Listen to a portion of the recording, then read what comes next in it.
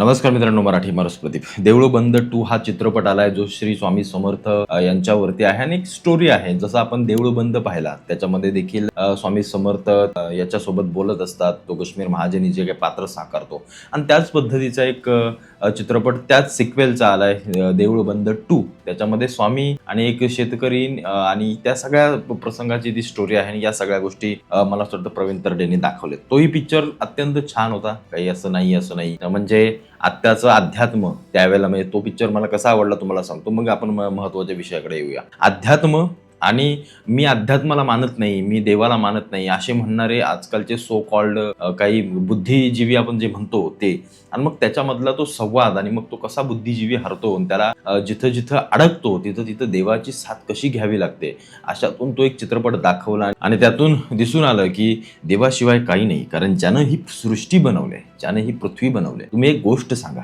तुम्ही आम्ही कुठून निर्माण झालो, काय झालो, कसं झालो, तुमच्या आजूबाजूचं जे काही निसर्ग असेल, जे काही असेल ते कसं बनलं, ते कसं आहे, ते कुणी बनवलं, एवढा विचार करून कसं बनवलं, या सगळ्या गोष्टी जेव्हा आपण शोधायला जातो किंवा त्या शोधू नयेत असं म्हटलं जातं, कारण त्याच्या मागे फार मोठी दैवी शक्ती असते, त्याच्या मागे फार मोठं अध्यात्म असतं आणि त्या सगळ्या गोष्टींवरती हे निर्माण झालेलं जग आणि या सगळ्या गोष्टी असतात. त्याच धर्तीवरती हा देऊळ बंद 2 चित्रपट आलाय. चित्रपट अत्यंत छान चाललाय, अत्यंत लोकांना आवडतोय आणि अनेक जण त्याच्याविषयी रिव्ह्यू देत आहेत. मी देखील हा चित्रपट पाहिला, मला देखील फार छान वाटला. शेतकऱ्यांच्या ज्या काही गोष्टी आहेत त्या ज्या काही प्रवीण तरडेंनी दाखवण्याचा एक प्रयत्न केला. का प्रवीण तरडे जे असतात ना, ते समाजातल्या अशा अनेक मुद्द्यांवरती विषयांवरती हात घालत असतात. त्याच्यामुळे त्यांचं दिग्दर्शन आणि स्टोरी आणि या सगळ्या गोष्टी काही चुकीच्या नसतात किंवा त्या न पाहाव्यात अशा काही नसतात. त्या निश्चित लोकांच्या मनामध्ये घर करून जातात आणि तशाच पद्धतीचा हा देऊळ बंद 2 हा चित्रपट आहे. स्वामींच्या भूमिकेमध्ये पुन्हा एकदा मोहन जोशी आहेत, पण पहिला देऊळ बंद जो तुम्ही पाहिलात त्याच्यामध्ये जी एनर्जी दिसत होती ना, कारण त्यावेळेला त्यांचं वय एवढं म्हणजे बऱ्यापैकी होतं, ते एनर्जी होती अंगामध्ये, त्यामुळे ती भूमिका स्वामींची फारच छान होती. आता देखील फार छानच आहे, नाही असं नाहीये, पण कुठेतरी थोडंसं वयोमानानुसार पण त्या सगळ्या गोष्टी थोड्याशा मला असं वाटतं त्याच्यापेक्षा कमी आहेत असं म्हणायला काही हरकत नाही. पण मोहन जोशींनी जे काम केले ना स्वामींच्या रूपामध्ये, अप्रतिम आहे, अप्रतिम. आता जाऊया थोडंसं मागच्या फ्लॅशबॅकमध्ये, आणि जिथं एका मंचावरती शरद पवार बसले होते आणि तो कोण महाराव की कोण होता, तो ब्रिगेडचा कोण असेल तो, त्याने सांगितलं की काय या बाया बिया संध्याकाळच्या उघड्या बाबाला बघत बसतात टीव्हीवरती, म्हणजे स्वामींना बघत बसतात, कारण ते फक्त सगळ्या लंगोट आणि या सगळ्या गोष्टींवरती स्वामी असायचे. तर मग हे काय बाया बिया बघत बसतात त्या उघड्या बाबाला, म्हणजे थेट अपमान केला या सगळ्या लोकांनी. शरद पवार तिथं होते, त्याच्यानंतरनं त्यांनी काही स्पष्टीकरण दिलं, त्याच्यानंतरनं त्याची काही कान उघडणी केली. मग ज्यांनी स्वामी भक्तांनी करायची त्या सगळ्या लोकांनी केली. पण यांची म्हणायची हिंमत कशी झाली बघा, की कोण उघडा बाबा कोण काय, म्हणजे यांना हे बाकीचे मुसलमानांचे फकीर बिकीर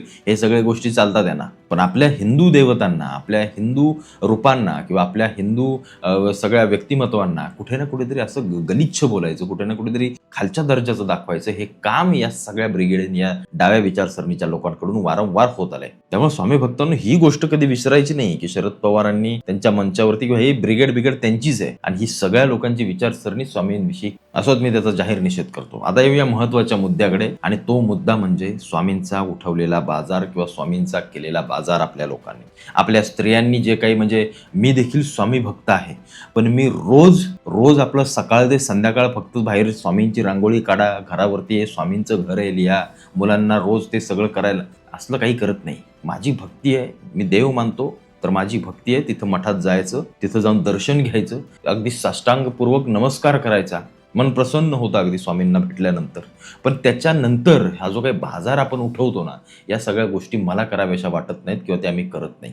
मी अनेक व्हिडिओ पाहतो, अनेकांच्या लग्नांमध्ये, अनेकांच्या बड्डे पार्ट्यांमध्ये, अनेकांच्या घरभरणीला किंवा अनेक वास्तुशांती किंवा हे जे काही सगळे प्रोग्राम होतात, कोणीतरी स्वामींचं आपलं ते रूप वगैरे घेतात आणि मग अचानकपणे मागणं धावत येणार, कोणी पळत येणार, मग त्या असं थिल्लरबाजी काहीतरी करणार आणि त्यातून सोशल मीडियावरती जे काही नौटंकी आणि या सगळ्या गोष्टी ज्या काही दाखवल्या जातात, स्वामींच्या नावाने किंवा स्वामींची वेशभूषा करून जो काही त्यांचा अपमान केला जातो ना, याच्या विरोधातला मी आहे. या सगळ्या गोष्टीला आपली माणसं बघून हसतात किंवा त्याला एन्जॉय म्हणून घेतात किंवा असं म्हणतात, अरे स्वामी चाले का आपण अपमान करतोय असं वाटत नाही का तुम्हाला? ते एक दैवी शक्ती आहे, देवाचा अवतार आहे. म्हणजे मी अनेक जण असे पाहिलेत, अनेक जण असे की जे स्वामींना मानतात पण दत्तगुरूंना मानत नाहीत. किंवा म्हणजे ही जी दरी निर्माण केली ना, अरे ते एकच रूप आहे, एकच तो अंश आहे सगळा. किंवा स्वामींना मानणारे अनेक लोक म्हणतात, की नाही आम्ही ह्या देवाला मानत नाही, आम्ही स्वामींनाच फक्त मानतो. आम्ही त्या देवाला मानत नाही, आम्ही स्वामींनाच फक्त मानतो. हे स्वामींचं घर आहे का? बाकी देवांचं नाहीये घर. काहीतरी आम्ही अंधश्रद्धा पाळतो, काहीतरी फालतूक बुळचट गोष्टींमध्ये पडत बसतो. हा जो काही बाजार उडवलाय ना, हा जरा थांबवावा स्वामींच्या नावाखाली.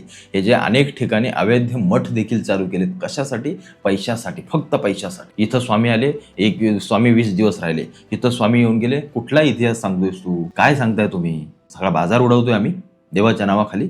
आमची आस्था राहिली बाजूला, आमची निष्ठा राहिली बाजूला, आमचं देवापासलं जे काही एक श्रद्धा आहे ती राहिली बाजूला. आम्ही फक्त वारे माग कुठेही पळत चाललोय. ह्या गोष्टी आपण स्वामी भक्त म्हणून पहिले थांबवल्या पाहिजेत. ज्या गोष्टी आपण थांबवल्या पाहिजेत, चांगलं काहीतरी का अन्नदान करायचंय निश्चित करा. स्वामींचा एखादा फोटो लावून जरी एखाद्या गावाला तुम्ही अन्नदान केलं ना, काही फरक पडत नाही. त्या गावात मठच उभा केला पाहिजे अशी काही गरज नाहीये. किंवा एखाद्याला जबरदस्तीच केली पाहिजे की तू स्वामींची उपासना कर, तू स्वामींच्या मार्गाला ये, काही गरज नाहीये. प्रत्येकाच्या मनामध्ये देव असतो, म्हणून आपण जबरदस्तीने या सगळ्या गोष्टी काही करण्यात अर्थ नाहीये. मी युट्यूबवरती देखील पाहतो अनेक ठिकाणी स्वामींचं 21 वेळा नाव घ्या मग तुम्हाला असं होईल, स्वामींचं 22 वेळा नाव घ्या मग तुम्हाला तसं होईल, स्वामींचं पारायण करा म्हणजे तुम्हाला मुलं होतील, स्वामींचं हे करा म्हणजे तुम्हाला ते होतील. कुठल्या जगात जगताय तुम्ही? जग कुठं गेलं? ज्याला तुम्ही काय करताय? स्वामी असे काय सांगून नव्हते गेले की माझं पारायण करा मग तुला पोरं होतील? काही कुठल्या तरी घाणेरड्या गोष्टीमध्ये आम्ही आमच्या प्रतीकांचं, आम्ही आमच्या देवांचं आम्ही स्वतःहून नाव खराब करतो. आणि ही सगळी नालायक लोक ही पैशाच्या मागे धावणारे लोक आहेत. पैशाच्या मागे धावणारे लोक.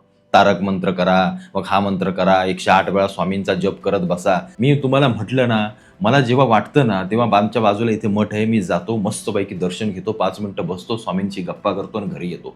मला तारक मंत्र म्हणण्याची आणि रोज त्या माळा घेऊन जपण्याची मला काही गरज वाटत नाही. माझं काही वाईट झालं नाही. माझ्या देखील घरामध्ये स्वामींची मूर्ती आहे. मला असं वाटतं, मी पाया पडतो, मी त्यांच्याशी बोलतो, निस्वार्थपणे बोलतो.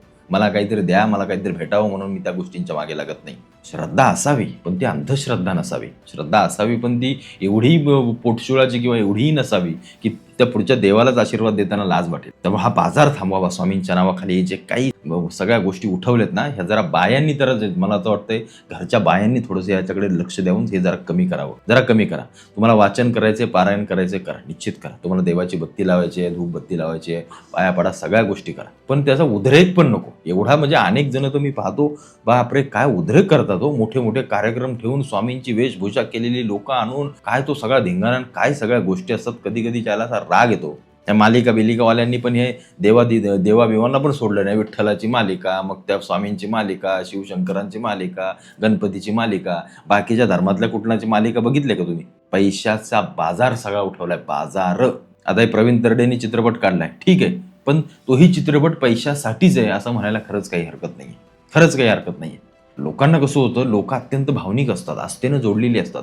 अरे वा स्वामींचा चित्रपट, आणि मग ते सगळं पाहायला मिळतं, मग त्या सगळ्या गोष्टी आपण पाहत असतो. त्याच्यामुळे लोकांना त्या गोष्टी फार भावतात. त्याच्यामुळे लोक त्याच्याकडे चुकीने पाहत नाहीत किंवा त्यातली चूक काढत नाहीत. पण त्यांना हे माहीत नसतं की याच्या मागे जे काही चालवलं जातं तो एक फायनान्शियल सगळा मोठा एक व्यवहार आहे किंवा तो एक सगळा व्यापार आहे. या सगळ्या गोष्टी आपल्याला दिसून येतात. मला जे वैयक्तिक वाटलं मी ते तुम्हाला सांगितलं की स्वामींचा बाजार थांबवा.